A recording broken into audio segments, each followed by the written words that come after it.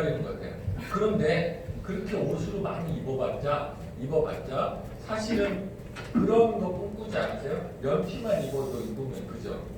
몸매가 이쁘면 아무거나 입어도 하다못해 몸매를 입어도 이쁘다 그러더라고요. 그러니까 옷으로부터 자유로울 수 있는 그런 외적인 부분도 있고요. 두 번째, 외적인 부분이 소득에 미치는 영향을 지배한다는 거죠. 미국에서 실험을 해서 미국은 배심원 제도잖아요. 미국은 배심원 제도예요. 그래서 그 시민들이 형량을 조절합니다. 판사랑 같이. 근데 놀라운 게 뭐냐면 그 실험이 그 요즘 계속 이슈가 되고 있거든요. 실험을 했는데 어떤 거냐면 똑같은 죄를 저질렀는데 비만이신 분과 젊고 이쁜 사람과 형량 차이가요 50% 차이가 나요. 그러니까 어때? 똑같은 죄조도 어때요? 이쁘면 1년 살고 살찌면 2년 살아야 되는 거예요. 그런데 그리고 소득의 격차가 상당히 벌어지고 있는 게 대략적으로 30% 정도 차이가 난다고 합니다. 소득적인 부분도. 근데 세상이 바뀌다 보니까 저는 그런 부분들을 말씀드려요. 되게 웃긴 거 보시면 저도 영어하고 막 배우는데 투자를 어마어마하게 많이 했어요. 지금 생각하면 정말 어마어마한 돈이에요. 근데 그걸 지금 써먹어요? 안 써먹어요? 더 웃긴 건 10년을 배웠는데 지금 외국 사람 만나면 오케이 땡큐 하면 할 말이 없어요. 더 이상 얘기를 못합니다. 그런데 다이어트 하는 법 알아가지고 이 제품을 통해 사람들한테 내가 몸을 건강하게 만들고 다른 사람들 건강하는 방법을 알려줬더니 매달 이렇게 불경기에도 10억 매출이 올라오는 거예요. 매달. 이런 부분들이 세상이 바뀐 부분들이 이렇게 소득적인 부분도 있다 이렇게 보시면 돼요. 그래서 단순히 다이어트 하는 건 내 몸의 건강도 되지만 어떤 기회도 돼요? 지금 공부해서 서울대 나오고 가게 차리는 것보다 훨씬 더 많은 소득을 가져올 수 있는 부분들이 있다. 이렇게 보시면 될 거예요. 그럼 다이어트를 하기 위해서 여러분들이 알아야 될 게 있습니다. 다이어트 하다 그러면 사람들이 킬로그램을 자꾸 얘기하는데 머릿속에서 킬로그램은 줄이셔야 돼요. 왜냐면 똑같은 키에 똑같은 몸무게인데 체형이 완전히 다릅니다. 체형 차이가 완전히 달라요. 똑같은 60kg인데도 체형이 완전 몸매가 다를 수도 있어요. 그 이유는 뭐냐면 우리 몸무게를 구성하는 성분들이 어떤 거에 따라서 어떻게 구성되느냐에 따라서 몸의 라인 자체가 달라지고 건강이 달라지기 때문에 그렇습니다. 그래서 우리가 따져야 될 건 뭐냐면 항상 퍼센티지를 따져야 되는데 이거 어떤 퍼센티지냐면 체지방률이라는 게 있어요.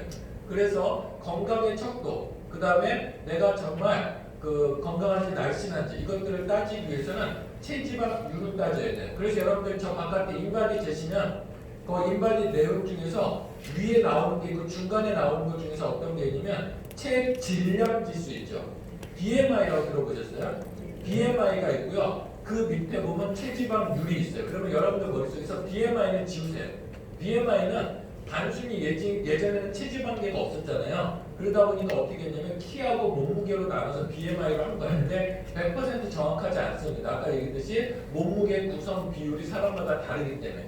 그래서 요즘 인바디 장비가 나오면서 나온 거 보면 퍼센티지, 체지방률이 되게 중요하다 이렇게 보시면 돼요. 그래서 체지방률이 정상에 있으면 건강한 확률이 높은 거고요. 체지방률이 벗어있거나 밑으로 갈수록 건강하지 못할 확률이 실제적으로 높다 이렇게 보시면 될 거예요. 그러면 먼저 우리 몸무게는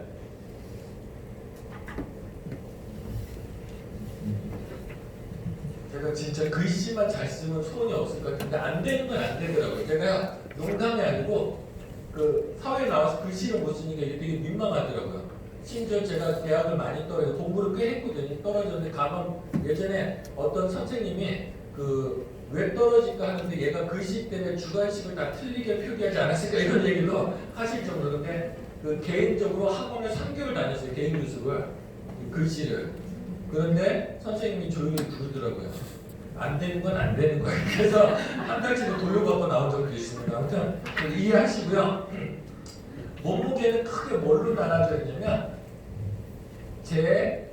제지방이라는 게 있어요. 그 다음에 체지방이라는 게 있습니다. 그러면 제지방 그러면 우리 상식적으로 이게 뭘로 그 지방으로 있는 나쁜 거 같죠? 그런 게 아니고 우리 몸에서 기름을 체지방이라고 하거든요. 체지방을 뺀 나머지를 다 제지방이라고 해요. 그러면 제지방 속에는 뭐가 있겠어요?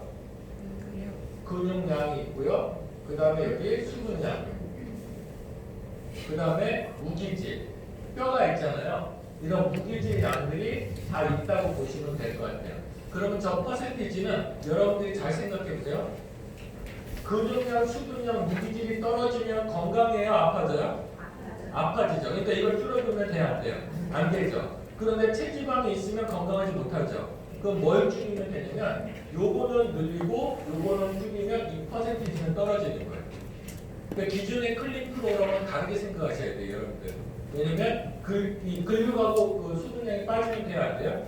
안 되죠. 이건 올라가고 이것만 내리가는 게 다이어트의 올바른 정석이다 이렇게 보시면 될 것 같아요. 그래서 실제적으로 우리 몸무게 구성 비율을 알아두시는 게 제일 좋다 보시면 될 것 같아요. 근데 그래서 킬로그램 빼는 건 여러분들 머릿속에 지우셔도 되는 게 뭐냐면 몸무게 빼는 건 너무 쉬워요. 병원에서 다이어트 약 먹으면 쉽게 빠지죠. 그 다이어트 약의 주성분이 뭔지 아세요? 이뇨제예요. 기본 구성이 이뇨제. 왜냐면 우리 몸의 대부분 50에서 70%를 수분이 차지하고 있는데 물만 빼도 몇 킬로그램 줄겠죠. 그렇게 해서 빠지는 거. 근데 물이 빠지면 건강해요, 안 건강해요? 아파질 수밖에 없어요. 그래서 여러분들 미리 말씀드리면 요즘 젊은 친구들이 그 병원에서 처방받는데 병원에서 처방받는 약들이 대부분 이뇨제, 그 다음에 식욕 억제제예요. 근데 식욕 억제제가 무서운 이유는 뭐냐면 그 뭐든지 중추신경계에 작용하는 건 무섭거든요. 마약이 왜 무서운지 아세요?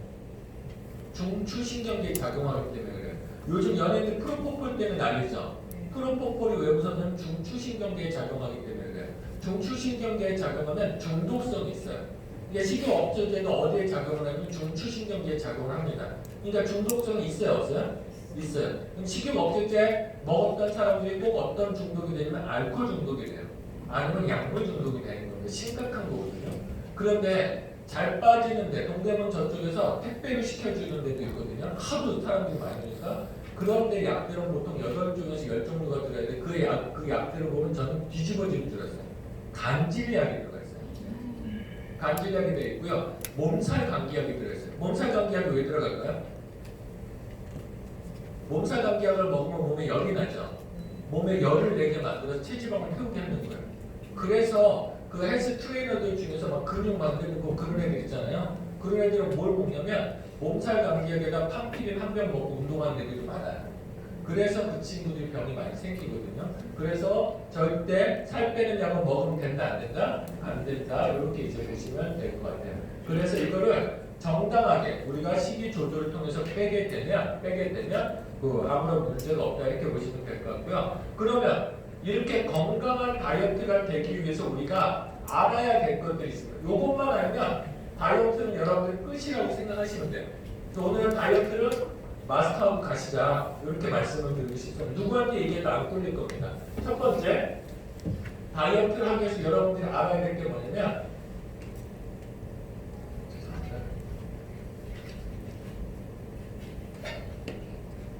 첫 번째 알아야 될 게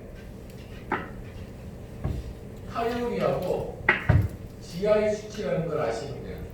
칼로리라는 건 뭐냐면 우리가 음식물을 섭취하는 칼로리죠. GI 수치는 뭐냐면 여러분들이 먹은 탄수화물들이죠. 뭐예요? 밥, 빵, 밀가루, 떡 이런 것들이죠. 곡식류를 탄수화물이라고 해요. 그래서 제가 여러분들한테 요즘 현대인들한테 제일 안 좋은 게 뭐냐면 미숫가루 많이 드시죠. 미숫가루도 뭐예요? 탄수화물. 근데 현대인들한테 이따 설명드리겠지만 탄수화물 과다 섭취 때문에 문제거든요. 근데 현대인들한테 미숫가루가 좋을까요, 나쁠까요? 좋지 못하다. 과일은? 과일은 탄수화물이에요. 그러니까 아무리 좋은 거라도 남아 돌면 무조건 문제예요. 그래서 현대인들한테 사실 과일도 좋지 못하다. 그랬더니 과일은 왜 나빠요? 근데 밥 탄수화물이죠. 밥 반찬으로 감자 반찬 먹죠.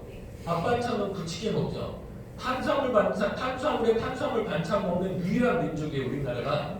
그러니까 걷다가 끝나고 나서 과일까지 먹어버리면 어떻게 되는 거예요? 탄수화물 남아도게 되는 거예요. 걷다가 식용 넣어서 커피 한 잔 마셔버리면 끝장나는 거예요. 혈관 막히는 거예요, 이게. 그래서 이런 부분들이 있기 때문에 탄수화물이 많기 때문에 과일도 좋지 못하다 이렇게 보시면 될 거예요. 그러면 이 탄수화물이 우리 몸에서 뭘로 바뀌냐면 당으로 분해가 돼요. 그럼 이 당이 뭐냐? 바로 우리 몸의 에너지 원이라고 보시면 돼요. 그럼 기운이 나려면 뭐가 많이 필요해요? 당이 필요한 거죠. 그래서 우리가 당 떨어진다 그럴 때 기운이 나요, 안 나요? 안 나고 뭐만 생기죠? 짜증만 생기죠. 그러니까 당이 우리 몸의 연료다 이렇게 보시면 될 것 같아요. 그런데 어떤 문제가 있냐면 현대인들은 이걸 혈관이라고 부를게요. 우리 몸에 당을 흡수하면 세포들한테 저 당을 공급해줘야 되잖아요. 그러면 혈액 속에 당들이 이렇게 떠다닙니다. 그러면 이 떠다니는 양이 70에서 140 사이로만 유지되면 아무런 문제가 없어요. 지구력도 좋고 집중력도 좋고 심지어 성격도 좋아요. 그런데 어떤 현상이 있냐면 이걸 혈당이라고 하거든요. 근데 현대인들은 저혈당 많죠. 그 다음에 고혈당 많죠. 당뇨 많잖아요. 당뇨하고 고혈당하고는 다르거든요. 고혈당이 생길 때 그게 유지가 오랫동안 될 때 당뇨라고 이렇게 보시면 될 것 같아요. 그래서 어떤 현상이 생기냐면 현대인들이 탄수화물을 너무 많이 먹으면 쭉 올라가요. 이렇게. 그리고 또 이 탄수화물이 당으로 바뀌는 속도가 빠른 거를 GI 수치가 높은 음식이라고 해요. 이해되세요? 탄수화물이 당으로 얼마나 어떤 속도로 바뀌냐 이걸 GI 수치라고 해요. 근데 똑같은 칼로리를 먹어도 현대인들은 GI 수치가 높은 것들을 먹어요. 왜냐면 밥을 가공해 놓으면 이게 또 GI 수치가 높아져요. 그러면 밥을 가공해 놓은 게 뭐죠? 떡이요. 떡이 얼마나 무서운 건지 말씀드릴게요. 그나마 밥을 먹으면 GI 수치가 천천히 올라가요. 그러니까 움직이면서 다 쓰겠죠. 혈당이 올라갈 일이 있어요, 없어요? 없는데 떡 같은 건 GI 수치가 높기 때문에 혈당이 치솟아요, 이렇게 쭉 올라갑니다. 그러면 우리 몸에서 혈당이 높아지면 혈관이 막히잖아요. 그럼 우리 몸에서 뭘 분비하냐면 인슐린은 급격히 분비해요. 인슐린은 분비하는데 중요한 건 이거 남는 만큼만 분비가 돼야 되는데 우리 몸에 그런 장치는 없어요. 갑작스럽게 당황스럽게 나오면 우리도 당황하죠. 그러니까 인슐린도 당황스럽게 나오는데 혈당이 쭉 떨어져요. 당 떨어지면 기운이 난다 그래서 안 난다 그랬어요? 안 나고 짜증이 나요, 안 나요? 나죠. 그러니까 우리 몸에서 이때 또 먹으라고 신호를 보내요. 그러면 당 떨어졌는데 천천히 당으로 분해되는 음식을 먹어요? 아니면 급격히 분해되는 GI 수치가 높은 음식을 먹어요? GI 수치가 높은 거 떡이나 빵이나 라면 같은 거, 사탕 같은 거 먹잖아요. 과일 주스 같은 거. 그럼 이게 또 다시 올라가는 거예요. 그럼 이게 또 남죠. 우리 몸에서 인슐린을 또 보내요. 그래서 이걸 쭉 떨어지죠. 그럼 또 짜증이 나요, 안 나요? 나죠. 그러니까 성격이 원래 나쁜 인간들도 있어요. 근데 성격이 나쁘다는 거 말고 제가 아내의 성격을 참 파악이 안 됐어요. 그러니까 10년을 살았는데도 이거 나쁜 건 악한 건 아닌 것 같고 근데 뭐 이렇게 막 용어를 못 찾았는데 저희 장모님이 아주 전문 용어를 딱 찾아주더라고요. 지랄 맞다는 그걸 하시더라고요. 그거 뭐냐면 이렇게 돼서 이때마다 짜증내니까 이게 성격화되는 거예요. 그래서 애들한테 저혈당이 정말 애들 혈당 관리 못해주면 정말 무서운 게 뭐냐면 이때 애들은 굳어지잖아요. 성격이 짜증내잖아요. 애들은 바로바로 음식에 따라서 짜증나요. 애들은 짜증낼 일이 없어요. 혈당이 떨어지기 때문에 조절이 안 되기 때문에 짜증이 나는 거거든요. 그럼 애들은 만 13세까지 신경제가 완성이 돼요. 근데 그 안에 이거를 고쳐주지 못하면 트라우마로 남아서 이 아이는 평생 이 성격을 가진 거예요. 애가 까탈스럽고 짜증이 많은 건 누구 책임이에요? 그렇죠. 부모 책임을 하시죠, 이제. 엄마라 그러니까 제가 항의를 많이 들었어요. 그래서 요즘 아빠도 챙겨주니까 부모 책임이다. 이렇게 가시면 될 것 같아요. 그런데 이 과정 중에서 성격에만 영향을 미치는 게 아니고 우리 몸에서 요 남는 당들 있죠. 많이 먹어서 올라갔던 GI 수치가 높은 음식을 먹어서 올라갔던 이 남는 당들을 다 뭘로 저장을 하냐면 지방으로 저장을 하는 거예요. 그래서 첫 번째 혈액 속에 지방이 떠다니니까 뭐가 생겨요? 고지혈증. 그럼 고지혈증은 약으로 먹으면 돼요? 아니면 탄수화물만 줄이면 돼요? 탄수화물 줄이면 아주 쉽게 해결되는 거예요. 근데 고지혈증 약을 먹는 건 얼마나 무서운 일이냐면 고지혈증 약은요 어떤 거냐면 우리 몸에서 이 남는 당들을 지방으로 전환하는 건 당들이 떠다니면 적혈구랑 엉겨붙어서 혈전이 생겨요. 그러니까 당들이 안 떠다니게 안전하게 지방으로 바꾼 거예요. 그럼 우리 몸이 이건 살려고 하는 거예요? 죽으려고 하는 거예요? 살려고 하는 거예요. 이해되세요? 요것만 이해되시면 여러분들 뭐 건강에 대해서는 이제 뭐 걱정 안 하셔도 돼요.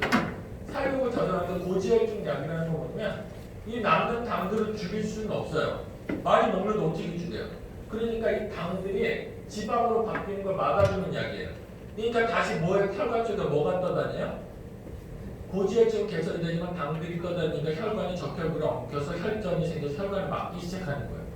그래서 고지혈증이 정말 고지혈증 약이 얼마나 무서운지 이해되셨어요? 그러니까 먹어야 돼요, 안 먹어야 돼요, 고지혈증 약은? 급할 때는 먹되 가능하면 빨리 탄수화물을 줄여서 이걸 줄여주시면 돼요.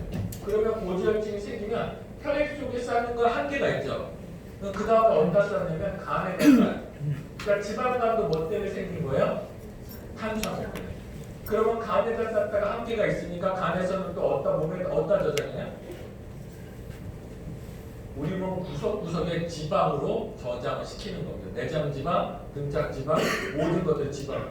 그런데 간에 지방이 끼면 또다시 이런 대사가 안 되죠. 그러니까 이게 계속 악순환이 되는 거예요. 그래서 이걸 전문용어로 정리를 해볼게요. 첫 번째, 이건 잘 먹은 거예요? 처먹은 거예요? 처먹고 짜증내고 지방 생기고 간에 저장되고 몸에 지방 생기고 이러다 보니까 다시 악순환이 되는 거예요. 그래서 이거를 끊어줘야 제일 좋다. 그러면 내가 고지혈증서부터 다이어트 되게 하기 위해서 가장 주의해야 될 게 뭐라고요? 탄수화물이다. 이렇게 보시면 돼요. 그래서 클린 중에 과일 먹으면 안 돼요. 이런 얘기하면 저희가 끊는 거예요. 과일 주스 먹으면 돼야 안 돼요? 안 된다. 혈당 자체가 줄여야 된다. 이 부분들을 말씀드리고 싶습니다. 그러니까 잘 보세요.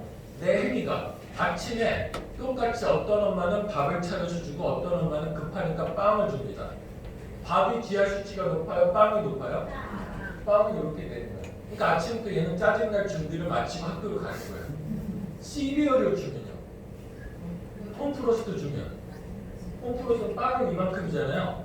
홈프로스트는 이렇게 가요. 그러니까 홈프로스트 먹은 애들 호랑이 파워 내는 게 아니고 어때요? 호랑이 파워는 1시간 뒤에 얘네들 저혈당이 오는 거예요. 이게 정말 무서운 거죠. 그래서 근데 빵에다가 또 잼을 발라요. 그럼 어때요? 혈관 막히는 소리 들리는 거죠. 누텔라를 바르는 거예요. 젊은 때 고지혈증이 올 수밖에 없는 거죠. 애들 고지혈증이 되게 많거든요. 다 그게 그런 이유 때문에 그래요. 근데 한 가지 팁을 드리면 기가 막힌 게 그럼 영국 사람, 서양 사람들은 빵을 아침마다 먹는데 얘네들 왜 괜찮아요? 걔네들은 뭘 발라먹으면 버터를 발라먹어요. 탄수화물에 동물성 지방을 바르면 혈당이 안 올라간대요. 그러니까 아침에 어쩔 수 없이 빵을 줘야 되는 상황이면 걷다가 잼을 발라야 돼, 누텔라를 발라야 돼, 버터를 발라야 돼요?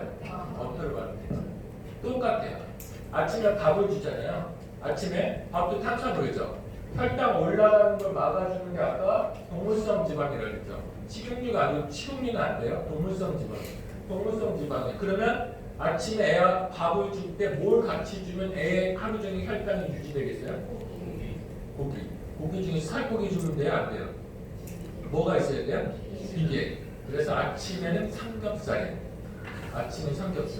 그러니까 우리 아이들은 보면 엄마의 유전자가 분명히 있을 텐데 젠틀하고 착하거든요. 뭐 때문에 그럴까요? 아침에 삼겹살을 줘서 혈당 하루 종일 유지시키니까 지치지 않는 거예요.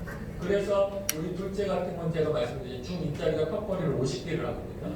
그런 체력의 기반이 뭐냐면 혈당이 유지되니까 근력도 잘 생기는 거예요. 이해되셨어요? 그러니까 여러분들 머릿속으로 생각하죠.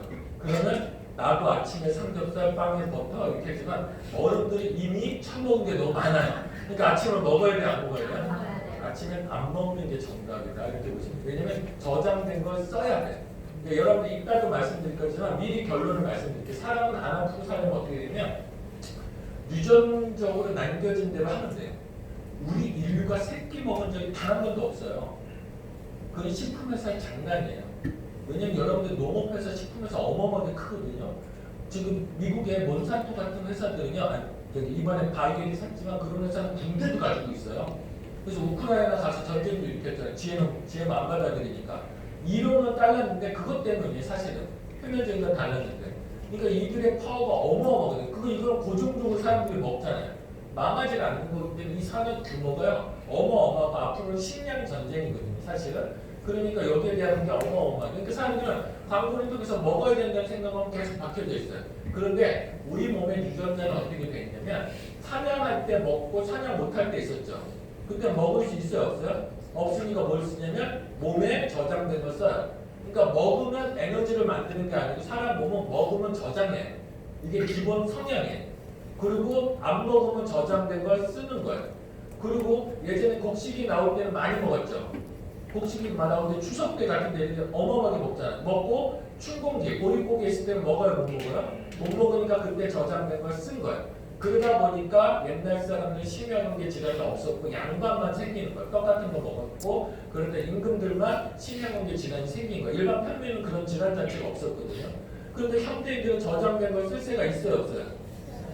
없잖아요. 그러니까 문제가 되는 거예요. 그래서 이것들을 비워주는 공복 시간이 많이 필요하다. 그래서 현대인들의 최고의 건강법은 하루에 한 끼 먹는 거다. 저는 지난 20년 동안 건강관리를 했으니까 좋다는 거 다 먹어보고 좋다는 방법 다 해봤잖아요. 소식으로 5끼도 먹어봤고요. 운동도 해봤고요. 그 다음에 음식도 골라 먹고 그래도 피곤했어요. 무리가 되면. 근데 지금 6개월째 저는 저녁 한 끼만 밥을 먹거든요. 점심 때 먹으면 저녁 때 쉐이크를 먹고요. 그런데 놀라운 건 뭐냐면 지치질 않아요. 뭐 요즘 제 일정 아시는 분들 계시잖아요. 요즘 저 무서워요. 사람 보면.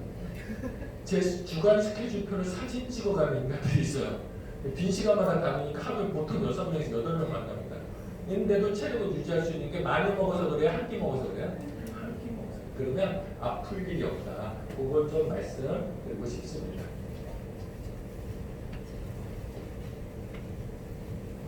참고로 말씀드리면 자, 치킨에는 뭐예요? 치맥이잖아요. 피자에는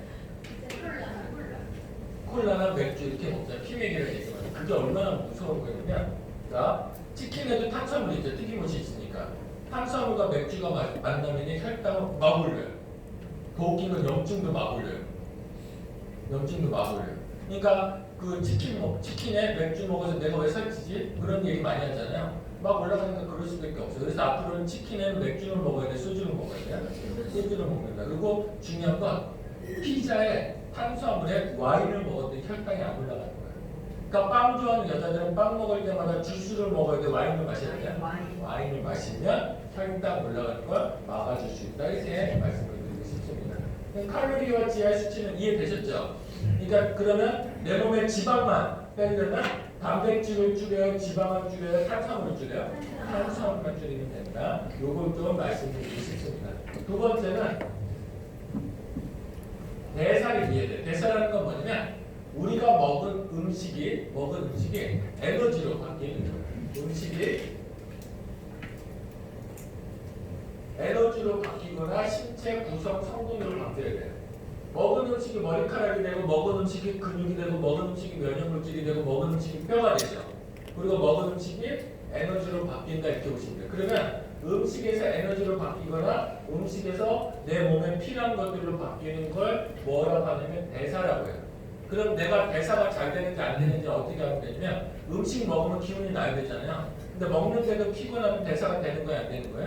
안 되는 거야. 그러니까 대사가 안 되면 고지혈증이 생기고 당뇨가 생기고 이런 다양한 지방간의 다양한 질환이 생기겠죠. 그리고 내가 음식을 먹는데도 손톱이 뿌석뿌석하고 머리카락이 뿌석뿌석하고 피부 색깔이 좋지 못해. 탄력이 떨어져요. 그럼 대사가 되는 거야, 안 되는 거야?